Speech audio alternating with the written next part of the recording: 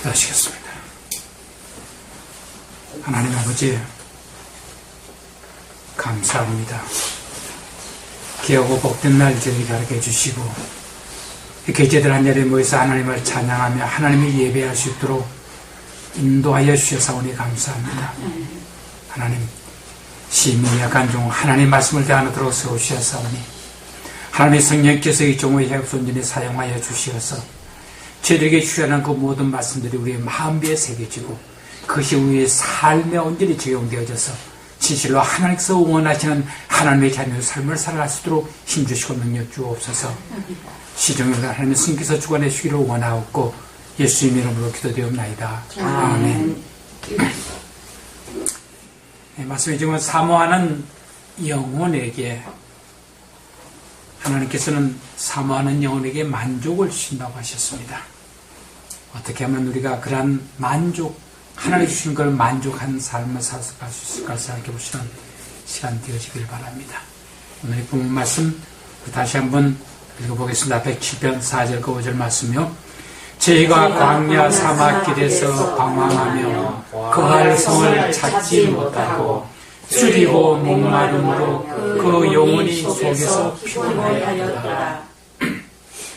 물론 이 시편 기자는 이때 이 상황은 이스라엘 백성들이 출애굽해서 광야 40년 동안을 헤맬 때의 상황을 연상하면서 이 시를 썼을 겁니다. 그러나 우리가 지금 이제 우리 입장에 다시 한번 살펴본다면 우리가 이 세상을 살아간다는 것이 천국을 목표로 하고 살아가는 이 세상의 삶이 바로 광야 사막길에서 방황하는 삶과 다를 바가 없습니다. 진실로 우리는 이 땅에 살면서 어떠한 것으로도 우리의 줄이고 목마름, 우리의 영혼의 어떤 그 만족을 채울 수가 없다는 것은 인정하지 않을 수 없을 줄 압니다. 그러한 사람들에게 우리가 6, 7, 8편 8절 다시 한번 같이 읽겠습니다. 이에 저희가 그 근심 중에 여호와께 부르짖으매 그 고통에서 건지시고 또 바른 길로 인도하사 거할 성에 이르게 하셨도다. 여호와의 인자하심과 인생에게 행하신 기이한 일을 인하여 그를 찬송할지로다. 우리가 우리의 삶에 줄이고 목마를 때에 우리 하나님을 찾는 자들, 예수를 자기 구주로 영접하고 예수의 삶의 주인으로 모시고 사는 사람들은 어떻게 할 거예요? 주인에게 가서 내가 이렇게 고달프다고 하소연할 수밖에 없습니다. 그렇게 주인을 찾아와서 부르짖고 기도하는 자들에게는 하나님께서 그 고통에서 건져내시고 그로 하여금 이것이 정론이 정도로 행하라고 이렇게 바른 길을 인도해 가시면서 우리로 하여금 하나님의 그 안식 가운데 처하게 해 주신다는 사실입니다. 그래서 진실로 우리는 우리의 삶을 통해서 하나님을 찬양하며 이렇게 찬송하는 삶을 살아가야 한다는 것이죠. 그래서 그러한 자들에게 주시는 것이 바로 오늘 말씀의 제목대로 사모하는 영혼에게 만족을 주신다. 우리 구절을 다시 같이 한번 읽어보실까요? 저가 사모하는 영혼에게 만족해 하시며 줄인 영혼에게 좋은 것으로 채워주심이로다. 여기서 만족해 한다는 이 말씀을 다시 한번 상기해 보기를 원합니다. 어느 때 만족합니까? 자기가 바라고 원하는 것을 충분히 채움을 받았을 때 만족합니다. 우리가 아마 제가 한번 말씀드렸습니다는 어린 아이가 배가 고파 칭얼거리고 졸려서 칭얼거릴 때에 엄마의 젖을 막 배부르게 먹고 난 다음에 그 품 안에서 잠든 모습, 어린아이가 엄마의 품 안에서 잠든 모습. 지금 그 어린아이에게는 아무것도 필요한 거 없잖아요. 바로 그 모습이 만족하는 모습이거든요. 쟤는 아무것도 자기를 괴롭힐 게 없습니다.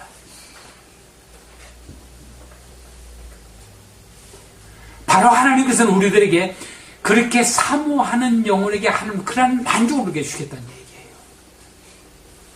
그렇게 해주시고 있다는 얘기예요.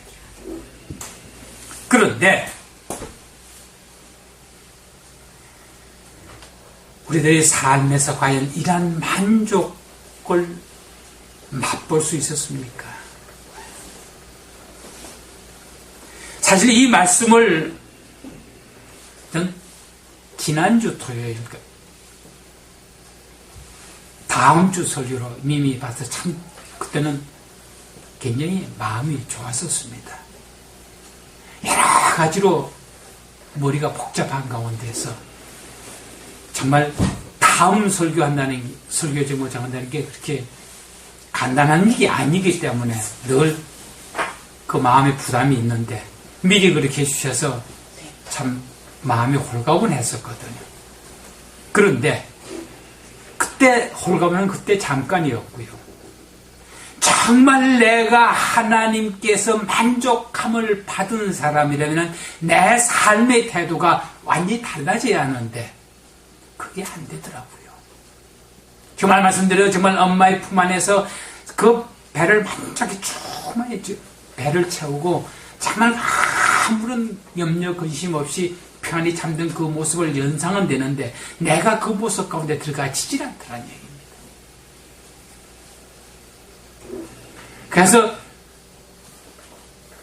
좀 지나면서는 이 말씀을 좀 더 구체적으로 이렇게 설교를 하기 위해서 지나면서는 제가 아버지한테 그랬어요. 아버지, 내가 하지 못하는 걸 어떻게 내가 전할 수가 있겠습니까? 이 말씀이 굉장히 부담스러웠습니다. 아니, 지금 현재도 그래요. 정말 하나님께서 사모하는 영혼에게 좋은 것으로 만족하게 채우시는 그 하나님을 내 자신이 체험하는 삶을 살지 못하면서 그래서 오늘 말씀 전한다는 게 엄청 스트레스 받고요. 부담스러워요, 사실. 그럼 사실 우리가 어떻게 무엇을 사모하는 영혼이 되어져야만 하겠냐 이겁니다.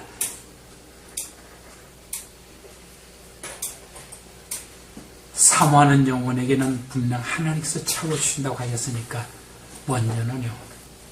같이 한번 읽어보실까요? 하나님의 은혜를 사모하라. 하나님의 은혜가 없으면요, 우리는 하나님과 우리의 관계 아무것도 안 됩니다. 하나님의 은혜만이 하나님을 믿고 하나님을 따는 그 힘이 되는 거죠. 추진력이 되는 겁니다. 그것이 하나님 우리에게 역동성을 가져다 줍니다. 만약 우리 김연아 같은 그런 그 기량이 좋은 훌륭한 그런 운동선수한테 한 일주일 내지 열흘 정도 금식을 시켜놓고 바로 경기에 나가서 내 기량을 발휘하라 그러면 할 수 있을 것 같아요? 그 운동에 전념하기는 그냥 배고파 죽겠다고 오히려 아무것도 못할 것 같아요. 뭐예요? 기량이 아무리 좋다 할지라도 힘이 없으면 아무것도 못하잖아요. 바로 우리가 하나님에 대해서 성경 말씀을 바삭하게 알고 있고 하나님에 대해서 바삭하게 알고 있다 할지라도 그것을 그 기량을 발휘할 수 있는 우리에게 힘이 없다면 아무것도 못해요. 우리가 하나님을 섬겨 나가는 것도 하나님의 은혜가 있었기 때문에 우리가 예수 그리스도를 우리는 알게 되고 믿어지게 된 겁니다. 태초에 하나님의 천지를 창조하시나 이 말씀이 믿어진 것도 하나님의 은혜로는 믿어진 거예요. 우리가 노력하고 애써서 믿어진 거 하나도 없습니다. 하나님을 섬기고 나가는데요, 이 하나님의 은혜가 없으면은 전혀 우리는 하나님의 자녀다운 삶을 살아갈 수 있는 힘이 없는 거예요.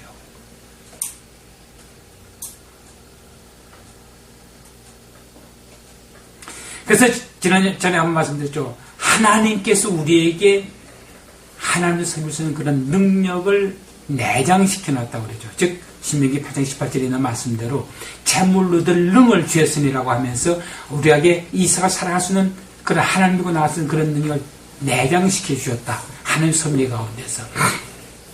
그 말씀을 하나 좋은 하나의 예가 떠오르더군요. 엘리야가 사렙다의 가부에게 가서 그 마지막 남은 그 밀가루 덩어리고 그 빵 구워서 자기들 모자간에 먹고 죽이려고, 이건 마지막이니까 먹고 죽으려고 하는 그 사대 가부한테 가가지고 그것도 구워서 나 먼저 주라.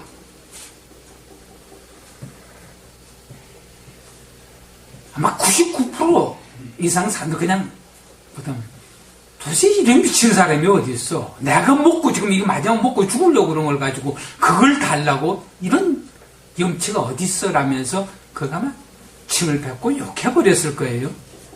근데 사대가는 그러질 않았어요. 그 전에 이미 하나님께서는 엘리야에게 그 가부 찾아가라고 하면서 내가 그에게 너를 공개할 수 있도록 해 주셨다고 그랬거든요. 근데 그 해 주었다고 한 얘기, 그것을 그 산대 가부에게 넌 이러한 산 찾아올 때가 그렇게 해달라면 줘라. 이렇게 말하지 않았어요. 그 말을, 가만히 그 떡을 내가 우리 모자간에 먹고 죽으려고 그러는데 이걸 선생님 달라고 그래. 그걸 주고 나면은 그를 거절한 게 아니고 그 마음 가운데서 하나님의 섭리가 그런 식으로 나타났다는 얘기예요. 하나님께서는 살다 가볼 때 너 그런 사람 오면 그렇게 대접하라고 해두신 게 아니라 그 마음 가운데 하나님께서 그 말에 수긍을 하고 그 말에 따라갈 수 있도록 이미 그 마음에 하나님 은혜를 내장시켜 놓은 거예요. 그 사대가와 하나님의 은혜를 받지 않았더라면 그 엘리야를 공개할 수가 없었을 겁니다. 바로 우리가 예수를 우리의 구주로 영접할 수 있었고 정말 대체 하나님의 천지 창조의 이 말씀이 우리 마음 안에 믿어진다는 얘기는 하나님이 벌써 우리의 은혜로 우리 안에 그런 믿음을 내장시켜줘. 그렇게 은혜를 베풀어 주시기 때문에 가능한 거거든요. 그런데 우리가 그것만 가지고 우리 이 세상에 살아갈 수 없잖아요. 정말 이 세상이 마지막으로 향해 가면 갈수록 더 험난해지죠. 이 광야 사막길이 그냥 한번 관광으로 간다고 하면 참 사막이 이런 거네 멋있냐고 하지만 거기서 내 삶을 여유에 가야 한다면 얼마나 벅차고 힘들겠어요. 그 매 순간순간마다 하나님의 은혜를 받지 않냐고는 도저히 우리는 살아나갈 길이 없는 겁니다. 정말 목마른 사슴이 시냇물을 찾듯이 그렇게 하나님의 은혜를 갈망하면서 그 은혜를 사모하지 않는다면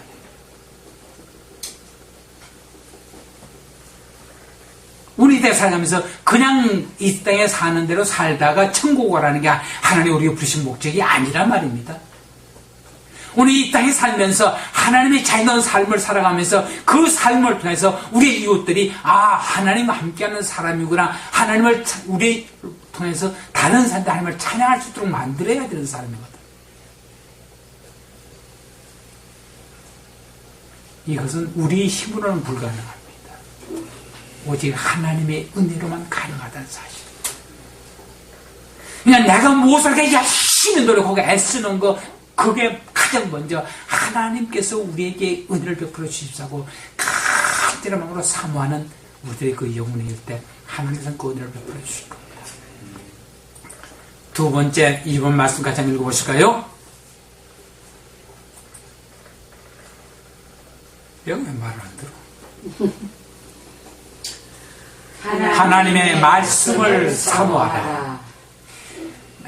비유한다면요, 이 말씀은 하나님의 은혜가 성령의 불이라면요, 이 말씀은 장작이에요. 하나님의 불이 임했을 때 그 장작을 제대로 준비해 놓지 않으면은 그 불이 잠깐 타다 말 거예요.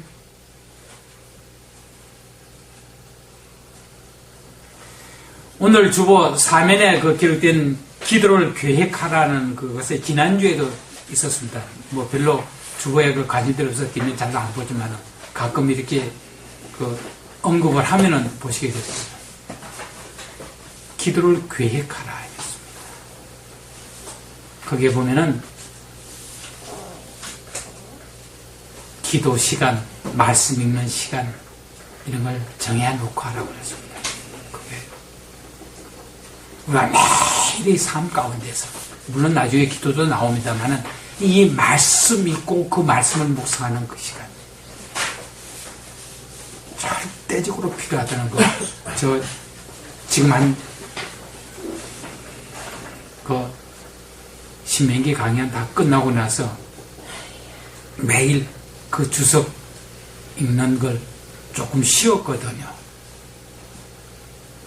그러다가 보니까 말씀에 대한 깊이 들어가는 시간을 별로 못 가졌다는 얘기예요.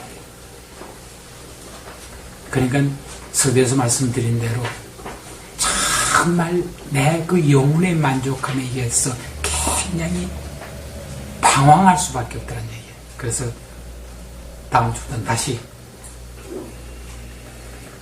어떤 과목이 되든지 상관이 없이 다시 그 말씀을 타이핑하는 그 시간을 가지려고 다시 해요. 정말 오늘은요, 매일매일 이 말씀을 규칙적으로 읽고 그 말씀을 묵상함으로써 하나님의 은혜가 임했을 때 그 말씀을 깨닫고 그 말씀을 내 삶에 적용할 수 있는 그러한 일이 일어날 수 있도록 우리는 해놔야 합니다. 그러면서 하나님께서 우리에게 임할 때 그 말씀 가운데서 하나님이 임한다. 태초에 말씀이 계시니라고 그랬잖아요. 그 말씀이 곧 예수 그리스도라고 했습니다. 사실 우리 성경 66에 있는 그 모든 말씀이 바로 하나님 자기 자신이에요. 그것이 글자로만 있다는 건 아무 소용이 없는데 그것이 하나님의 은혜가 임하고 성령의 불이 임할 때 그 말씀이 살아 움직이는 그러한 체험들을 할 때 바로 그것이 하나님과 동행하는 삶을 살아갈 수 있다는 얘기입니다. 그래서 먼저 하나님의 은혜를 사모하고 그다음에 하나님의 말씀을 사모하는 겁니다. 세 번째 같이 읽읍시다. 거룩한 삶을 사모하라. 거룩한 삶이라는 게 뭔지 아세요? 뭐라고 얘기하겠어요? 거룩한 삶이라는 것은요, 하나님의 말씀에 일치된 삶입니다. 다른 게 아니고 우리의 삶 가운데서 하나님 말씀 그대로 적용이 되어지는 삶이 거룩한 삶이에요. 말씀 따로 내 삶 따로가 아니고요.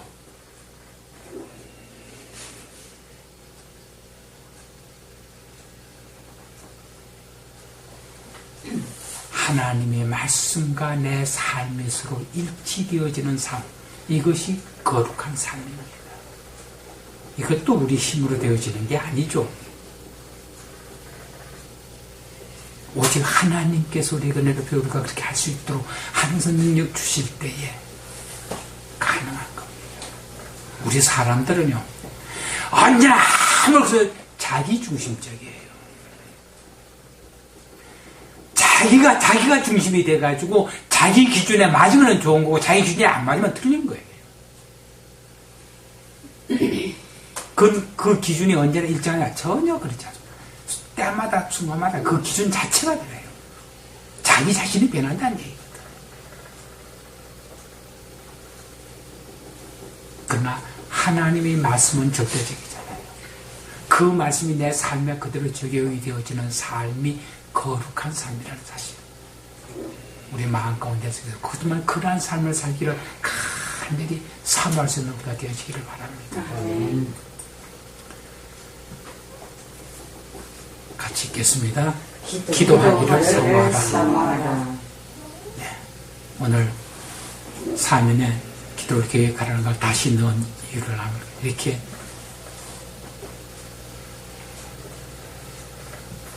기도는요, 하나님이 나를 향하신 하나님의 뜻을 알아가는 길이에요. 그리고 기도는 언제나 give and take입니다. 내가 하나님께 말씀을 드리면은 하나님께서 내게 대답해 주십니다.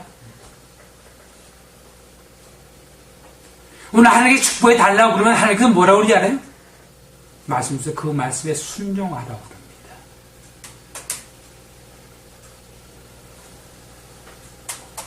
우리가 하나님께 기도해 놓고요, 하나님 주신 그 말씀에 순종하지 않으면은 그 다음 단계 하나가 나가지 않아요. 진행은 안 되어집니다.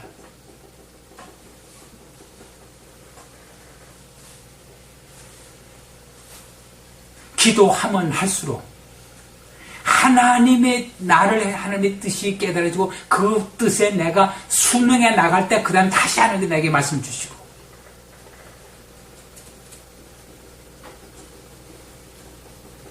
그렇지 않으면 그 기도가 지속되어지질 않아요.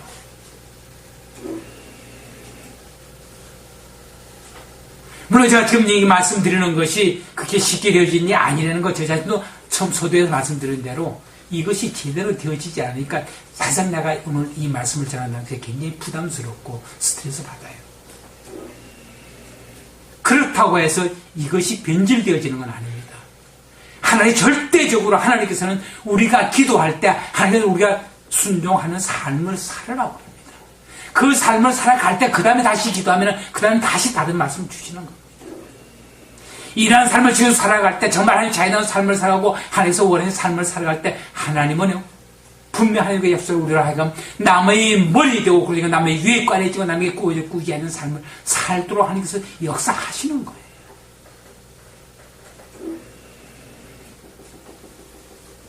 정말 우리는 이렇게 하나님께서는 우리 민수기 6장 지난주에 마지막 띄운 말씀이 제가 민수기 6장 24, 25, 26절 말씀 띄워드렸었죠.